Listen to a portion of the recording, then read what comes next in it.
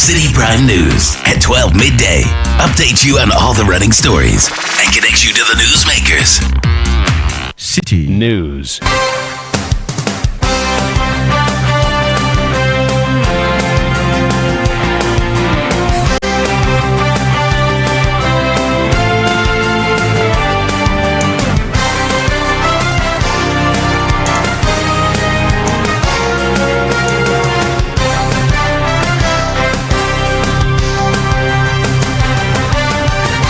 It's midday. Hello and welcome to Citi Prime News. I am Zoe Abubei-Duado. Coming up, Office of the Special Prosecutor defends its pace of work in the Ken Ofori-Atta investigation amid criticism of being slow in high-profile cases. So what is the status of Ken Ofori-Atta as far as the OSP's investigations are concerned? Has he charged him? Is he a person of interest? So what power does he even have to declare him wanted? Also coming up, Health Minister shares of government's efforts to contain the outbreak of cerebrospinal meningitis in the Upper West region that has already claimed 14 lives. The antibiotics they are using, we have brought enough. The directive is that anybody who suspects, whether you are sneezing, coughing, you have neck stiffness, you must rush quickly to the nearest health facility. Still to come, President Mahama reassigns Edward Bauer from GMPC to GOIL as Chief Executive Officer. And later, we'll bring you a report on the silent struggles beyond the flames, focusing on the mental health of firefighters. It's not easy. At times, when you go to fires, see dead or accidents, see dead bodies. When you come home, even when your wife cook for you, you can't even eat. When you record that thing, you can't even eat.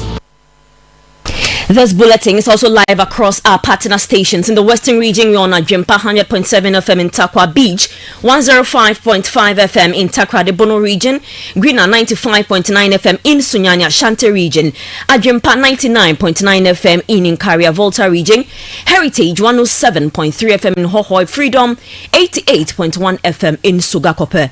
In the Northern region, we're on Radio Gaki 88.3 FM in Saboba, Upper East, Quality 88.7 FM in Garu, and in the Northeast region, while Nobia 98.1 FM in Nalerigu. Citi Prime News at 12 midday. Update you on all the running stories and connect you to the newsmakers. Grateful for your time this afternoon. Now, the Office of the Special Prosecutor has dismissed claims that its legal processes are slow. This follows concerns raised by private legal practitioner Martin Pegbu, who criticized the OSP for its delayed action against former Finance Minister Ken Ofori-Atta, arguing that some of the alleged infractions should have been investigated much earlier. Speaking on the Citi Breakfast Show, Head of Communications and Strategy at the OSP, Samuel Apiadakun, explained that investigations can take time and urged citizens to cooperate. Isn't that the beauty of democracy, where some people think that the OSP is even useless, others think that the OSP is very relevant? I think that both angles are okay, depending on where you are standing. So sometimes civilians or non-law enforcement persons may think that the law enforcement agency is dealing with a case. And they can comfortably say that because they have not been involved in such a case. By sitting back, you may think that we have been very slow. I've heard arguments about we being slow. For instance, if you take National Cathedral, it took Shrike a while to do a civil investigation. They came up in November 2024 to say that they want to refer the matter to the OSP if the OSP thinks it's necessary. And OSP thought it was necessary, and we went into it from November. SML, yes, the OSP has explained. Manasseh filed the complaint to the OSP. We started investigating. In between, there was a KPMG report, and you have to wait for it so that there's no duplicity and all that. Investigations sometimes take a while. Head of Communications and Strategy at the Office of the Special Prosecutor, Samuel Apiadakun. Now, the Member of Parliament for Menchia South, Nana Ejeba Foewa, has criticized the Office of the Special Prosecutor, the OSP, for declaring former Finance Minister Ken Ofori-Atta a wanted person, calling it a public spectacle. This follows the OSP's move to name Mr. Ofori-Atta as a suspect in 4 high-profile cases. Speaking on Channel 1 TV's The Point of View, Nana Ejay Bafo-Ewuah expressed his dissatisfaction with the handling of the case. So what is the status of Ken Ofori-Atta as far as the OSP's investigations are concerned? Has he charged him? Is he a person of interest? So what power does he even have to declare him wanted without recourse to the court of law? Ghana is a country of, is a creation of law. We must respect the laws of this country. It's the same thing he did with Charles Bisu. Let me tell you. He had come out, made the media in Ghana believe that he had procured an order for arrest. And so there was a whole broadcast in this country that he had procured an order for arrest.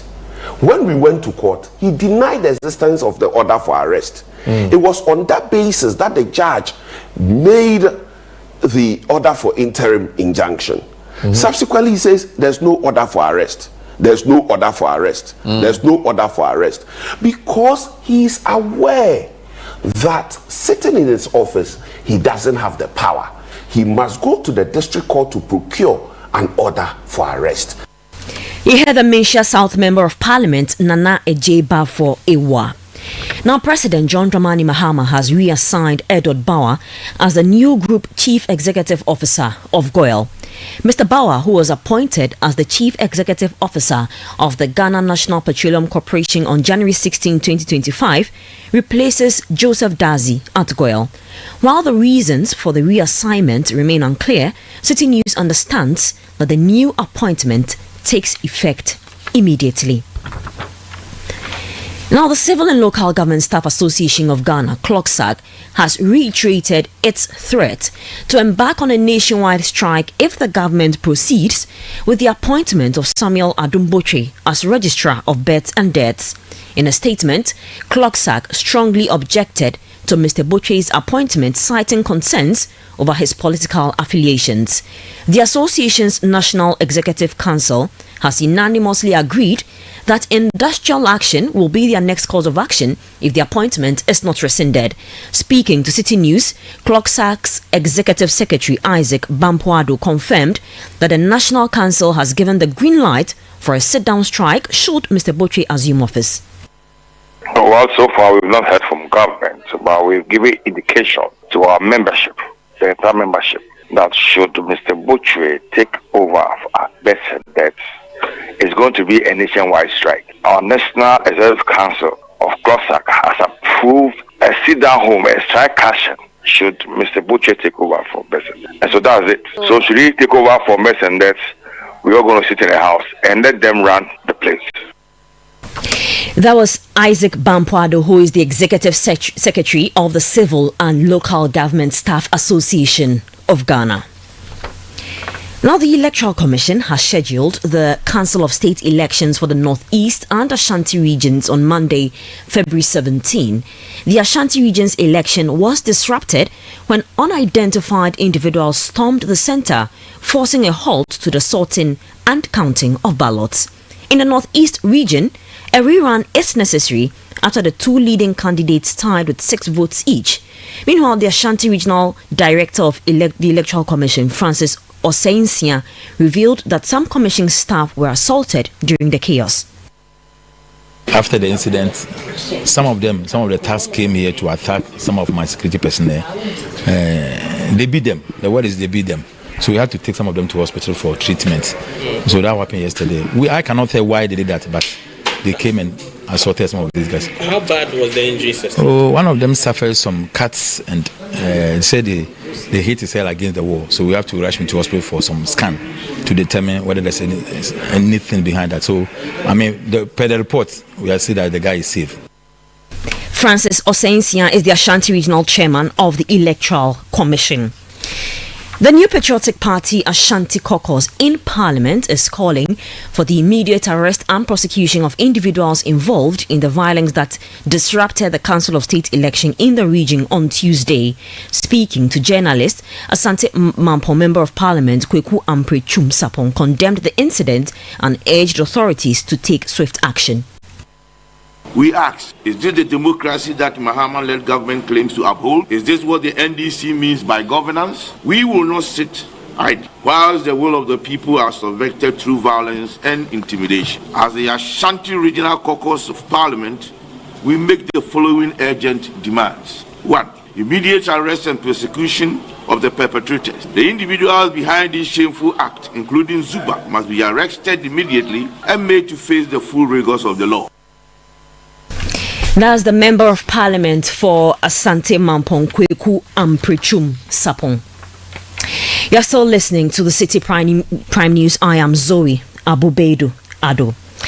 Still to come, National Service Authority calls for collaborative audit of the institution's system, revealing that the presence of ghost names was orchestrated by individuals in high authority. We'll bring you the details of this and other stories. Please stay tuned. Citi Prime News at 12 midday. Update you on all the running stories and connect you to the newsmakers.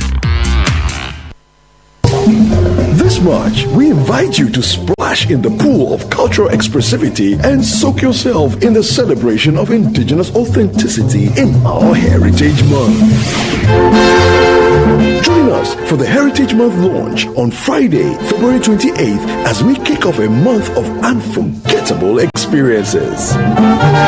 Pack your bags for the Heritage Caravan, a week-long adventure across Ghana from March the 2nd to the 9th. Discover the beauty and history of our land. An opportunity to see Ghana in a more beautiful, and the people, the connection. Savor the flavors at the Back to Your Village Food Festival, a culinary extravaganza on March 29th and 30th. The millet tozafi, the corn tozafi, we have the tubani, we have the wache, we have the dawadawa jollof rice. We also serve the local northern beverages. That's pito and zonko. Taste the essence of Ghana. The first one I was here, the second one I was here, the third one I was here, this one and the fourth one. And it's not just a bazaar, it's a festival now. And I'm so excited because this is what we should be doing.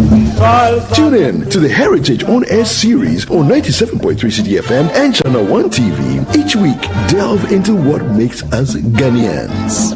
Owusu is a general account name.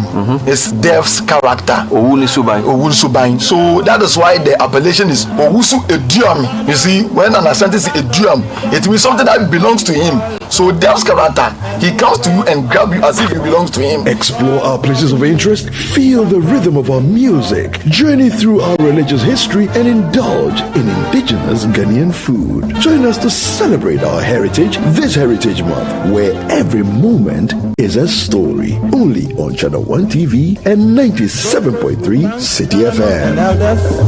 Let's get Minifort, Mensa Saba, Background, Sagin Ajete, and all who fought. Citi Prime News at 12 midday. Update you on all the running stories and connect you to the newsmakers. You all come back. Now, the Eastern Regional Minister Rita Akosua-Awati has summoned the contractor undertaking renovation works at her official residence to a meeting to expedite the project's completion. The government of Ghana funded renovation has stalled for over a year, forcing the minister to rent a small apartment in town at her own expense. During a tour of the residence with coordinating director Yao Edua Samoa, Madam Awati expressed shock at the poor state of the facility and the apparent lack of maintenance. I am surprised, and I think you are all surprised as well. For the past years, we have had regional ministers, and if for the past years we had regional ministers and people ordinarily have to stay here, and the place is under construction, and things are looking at this like this, I think I'm surprised, and you guys are also surprised as well. And I believe the whole Ghana and Eastern region will be surprised at what we saw right now. Maintenance culture has been a problem. You have seen the beautiful facilities that we have, and these facilities have been handed over to us from a long time ago, predecessors. People have toiled their life, their blood to put down these things for us, and we should have taken care of it. But you saw all that I saw too. What is your next line of action? My next line of action is the advice I will have for my engineer. So we are going to call the contractor back to site, and we are going to negotiate with him if he can have an assistant, financial assistant from his private coffers or wherever, so work can go on. That was the Eastern Regional Minister Rita Akosua Awate. Head of Works at the Regional Coordinating Council, Godfred Nsiamoako, confirmed that inadequate staff and a lack of machinery have contributed to the poor state of the residents. He noted that significant financial resources will be required to complete the renovation. She has to indicate how she feels about the residency, but I think this is how best. And that's why I said, under all limited resources, this is how far the situation has been like. But I think we can still put in the best of our effort to make the place better. When you look at the Parks and Gardens department, for instance, they are really understaffed. And also, currently we need a lot of machinery to be doing weeding, mowing, slashing, and all this. And all this comes at a cost, because management of a facility, as you see it like this, goes actually with a cost. And we actually need very huge financial resources to be able to do that. That was the head of works at the Eastern Regional Coordinating Council, Godfred Nsiamoako.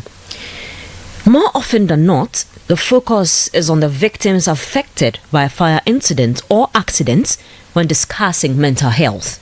However, little attention is given to how firefighters cope with their mental well-being, despite research showing that many firefighters face post-traumatic stress disorder and long-term health risks such as lung cancer. Citi News' Kennedy Chumesi sheds light on the health concerns of these frontline heroes. Firefighting is always difficult. If you can't stay in a hot kitchen, if you can't stay in your own hot kitchen, just imagine what firefighting will be like when you have to face a huge fire, the heat, the smoke, and even accidents that you have to attend with the kind of things you see. It takes more courage to be a firefighter. Every day, they risk their lives to protect us. But when the sirens fade and the smoke clears, some of these heroes face an invisible enemy, one that doesn't simply vanish with the flames. For mental health, it's not easy. At times, when you go to fires, see dead or accidents, see dead bodies. When you come home, even when your wife cook for you, you can't even eat. When you that thing, you call that thing, you can't even eat. It's not easy. It's not easy at all.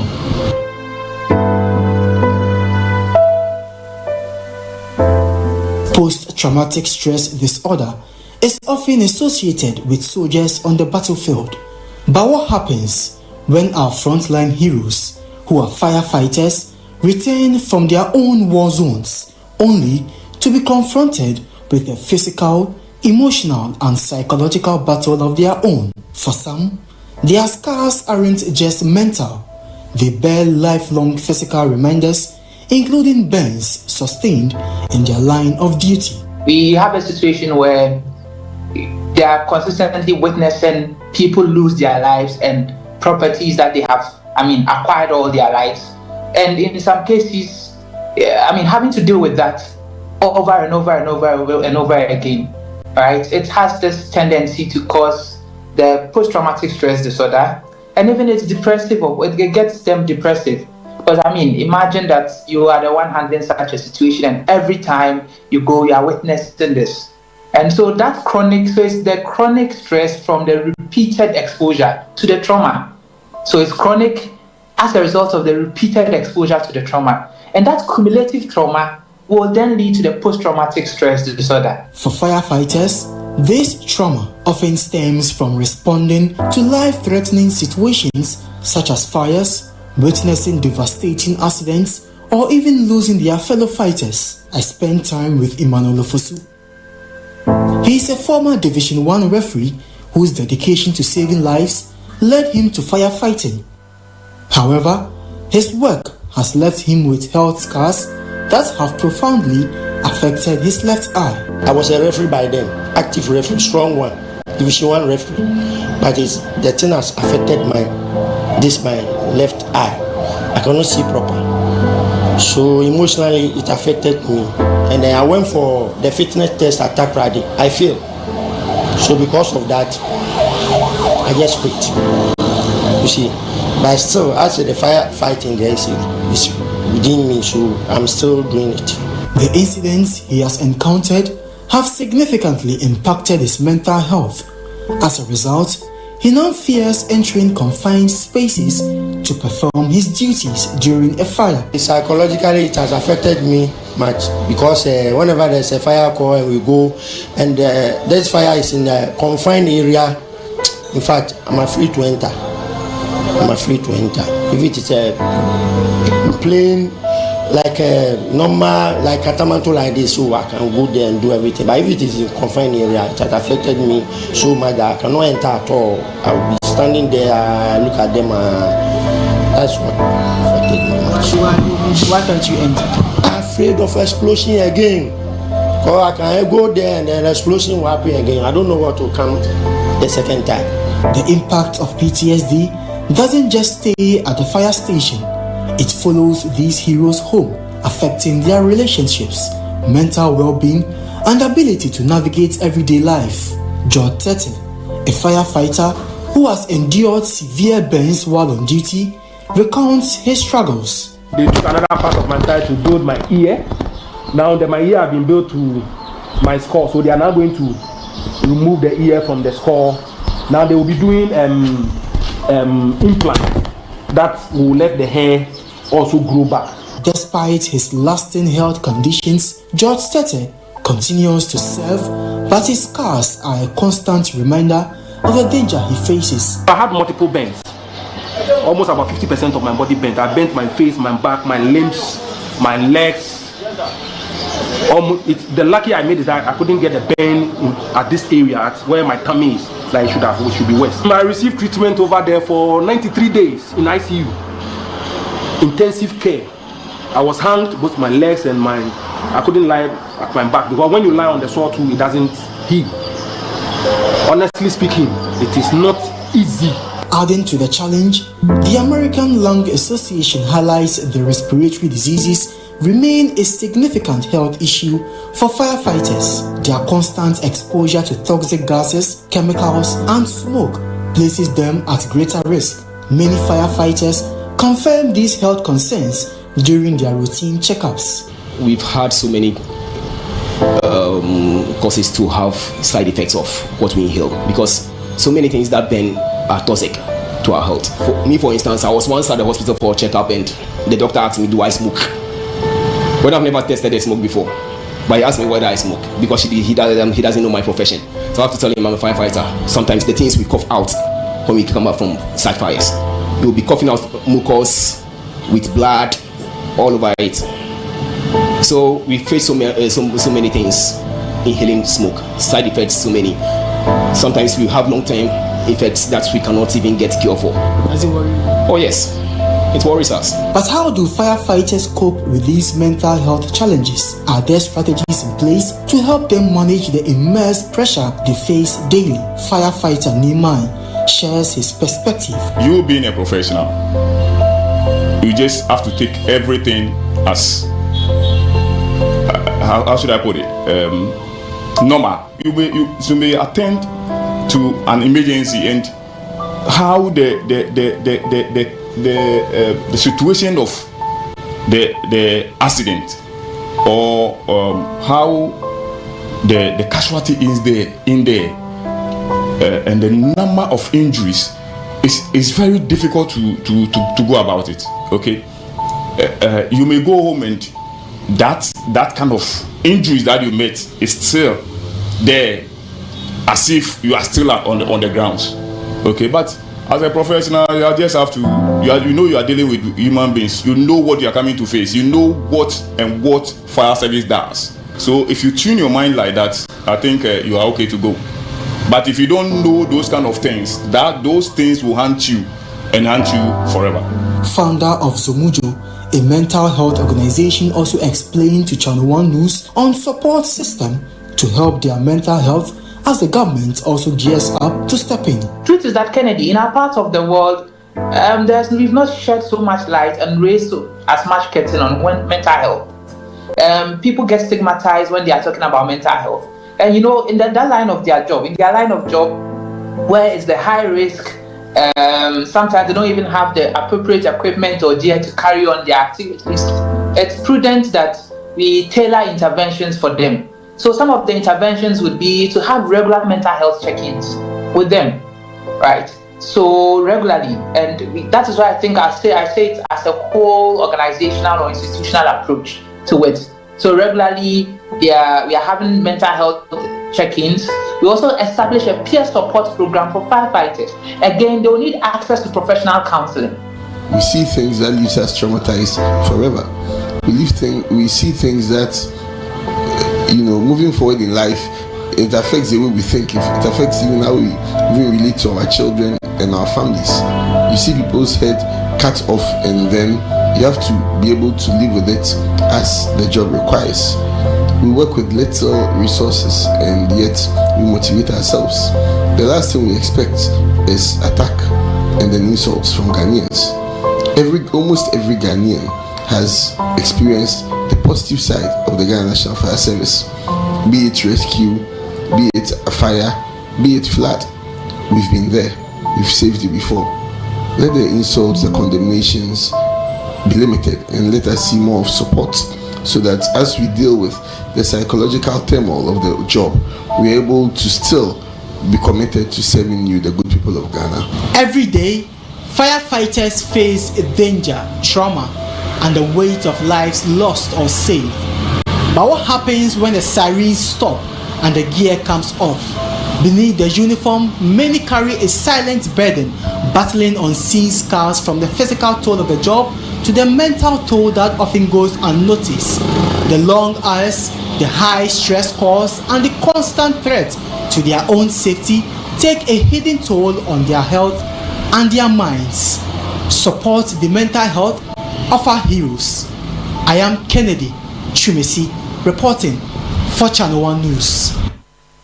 To some other stories now, the National Service Authority has called for a collaborative audit of its system, stating that the presence of ghost names was orchestrated by individuals in higher authority. Addressing the media, the Director General of the authority, Felix Jemfi, assured the public of his commitment to eliminating such fraudulent activities during his tenure. Today, I invite, and of course, it's just awful that I cannot invite everybody to come and see the system, but if we come to a conclusion and set a date and have consensus with the Ghana Journalists Association, the GJA, we have with maybe the Controller and Accountant General, and then I have said this to our minister, that we have to create a pathway for him, so that even if from his office and the Controller and Accountant General, they can see the number of people that are being put on the National Service payroll on a daily basis. So now the Director General of the National Service Authority, Felix Jemfi. Now the Health Minister, Kwabena Mintah Akando, has assured residents of the Upper West region that the government is taking decisive steps to contain the cerebrospinal meningitis outbreak. During his visit, he confirmed that medical supplies, including antibiotics, had been delivered to health facilities to aid treatment. We're going to provide whatever it takes to be able to contain this disease. For now, we have brought some number of items. The antibiotics they are using, we have brought enough. And the directive is that anybody who suspects, whether you are sneezing, coughing, you have neck stiffness, you must rush quickly to the nearest health facility, and that person will be taken care of free of charge. That was the Health Minister, Kwabena Mintah Akando. And that's how we end Citi Prime News, which came to you live from our studio at Adabraka in Accra. Log on to citinewsroom.com for more news. I am Zoe Abubeduado. Have a good afternoon. Citi News, we speak first. Reach our hotline on 0302 224959 and get interactive on Facebook, Citi 97.3 FM, and on Twitter at Citi 973. City 97.3. Accra. This March, we invite you to splash in the pool of cultural expressivity and soak yourself in the celebration of indigenous authenticity in our Heritage Month. Join us for the Heritage Month launch on Friday, February 28th as we kick off a month of unforgettable experiences. Pack your bags for the Heritage Caravan, a week-long adventure across Ghana from March the 2nd to the 9th. Discover the beauty and history of our land. An opportunity to see Ghana in a more beautiful and the people, the connection. Savor the flavors at the